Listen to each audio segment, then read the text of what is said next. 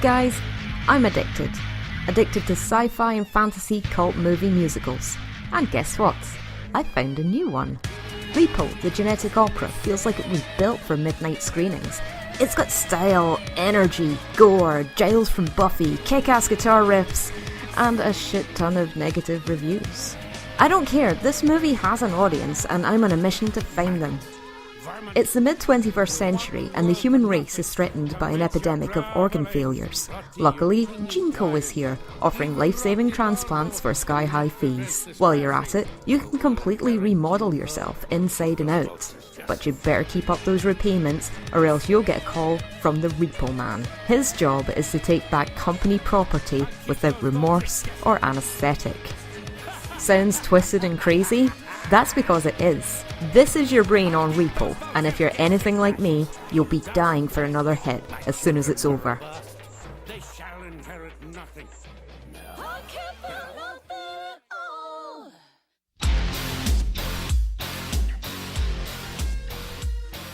So, what's so great about it? Obviously, the music, which fuses rock and industrial metal together with your more traditional musical fare and yes, even opera singers. It's what you might get if Marilyn Manson and Andrew Lloyd Webber spent a weekend together smoking crack. It's got everything from grotesque comedy and heart-wrenching ballads to dirty, sleazy riffs. And believe me, it works. I've never heard anything like this soundtrack, and I cannot stop listening to it. Repo's vocal talents come from a mighty fine cast. Our protagonist, Shiloh, played by Alexa Vega, is kind of like a Disney princess meets the Runaways. Holy shit, is that Joan Jett? She's got naive charm, a rebellious streak, and often acts the brat. In other words, a completely believable teenage girl.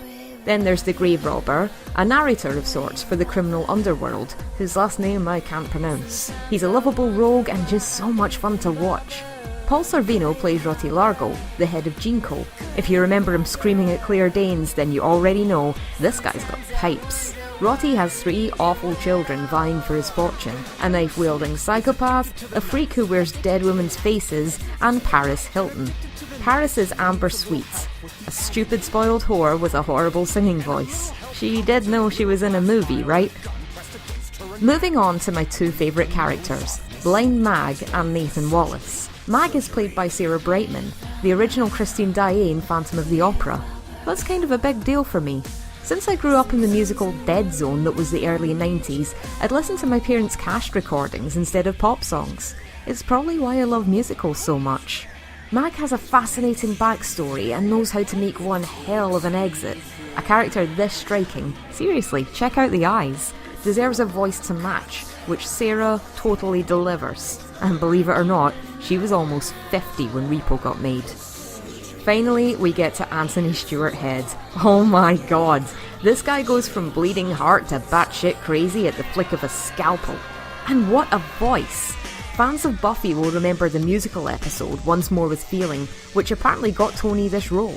In a way, Nathan Wallace is kinda like Rupert Giles cranked up to 11 and distilled into a 90-minute film. Both are devoted father figures with seriously dark sides to their personalities. In Nathan's case, it's the Repo Man, and Buffy fans, let me remind you, Season 5, Ben. In Repo, Tony gets to completely cut loose, giving the most terrifying, heartfelt, and hilarious performance I've seen in ages. Kinda makes up for the fact that we never got that Ripper spin-off. Repo's world and visual style are fantastic. For such a low-budget film, it's surprisingly big in scope, and for such a dark and grimy setting, those colours look gorgeous. Sure, the effects look cheap and nasty at times, but it really suits the mood. Plus the sets are so outrageous that you'll want to go along for the ride. Repo is set in a city built on a massive graveyard, revealed near the beginning. We also get comic panels, in-world propaganda, and advertising to give us the backstory, and I'm a total sucker for this kind of exposition. Now, I know this flick isn't for everyone, but please don't be put off for the wrong reasons. Case in point, Paris Hilton. Honestly, she doesn't get that much screen time and her character is supposed to be annoying, so she's quite well cast. As for the music, it might not be to everyone's taste. Singing voices vary in quality, a lot, and some of the lyrics are a little hokey to the point where I wondered if they'd been translated. For me, it's all part of the charm, and I wouldn't change a thing. There are some audiences who can't enjoy movies if they don't know how to feel and they're not sure who the good guys are. If that's the case, you'll probably find Repo to be messy and confusing with no real purpose. That doesn't mean the film has no artistic merit. It's bursting with emotion and conflict, and you can read into scenes and react to them any way you want. It's okay to think Shiloh's out of line. It's okay to sympathise with the Largos. It's okay to laugh when the Repo Man sings on the job. Yeah, it's silly and trashy, enjoyably so, but some of the final scenes really rip my heart out. Speaking of which, the gore in this movie is pretty full on, I'm not gonna lie. I'd call it comedy gore as opposed to straight up torture porn, but still, it's not one for the squeamish.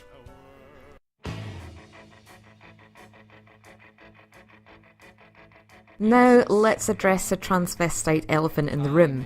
I've heard Repo described as nothing but a Rocky Horror ripoff. Sure, there are connections. Both started on the stage, attract a certain subculture, gave us iconic costumes, hell, Tony Head even played Frankenfurter once. I love both movies, for some of the same reasons, but they're actually quite different in tone. Rocky brings flamboyant characters into a repressed world. Repo shows repressed characters in a world that's already gone to shit. Rocky is upbeat and camp.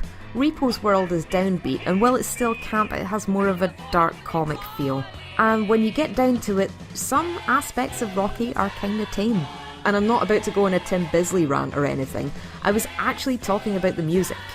In this respect at least, Rocky plays it pretty safe with a 1950s rock and roll sound complete with conventional chord progressions and song structures. That's not to say the Rocky soundtrack isn't great, it is, but I love how risky and chaotic Repo sounds by comparison. Listen to the contrasting styles, the production, even the time signatures. There's some seriously mad shit going on.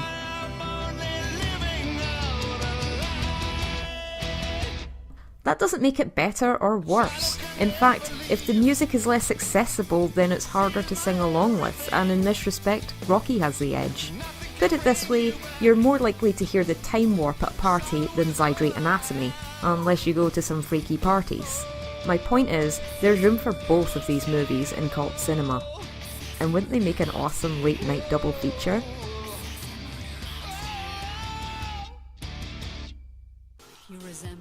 So that's Repo, the genetic opera. It was never destined to be a box office smash, but I think it deserves a bigger following.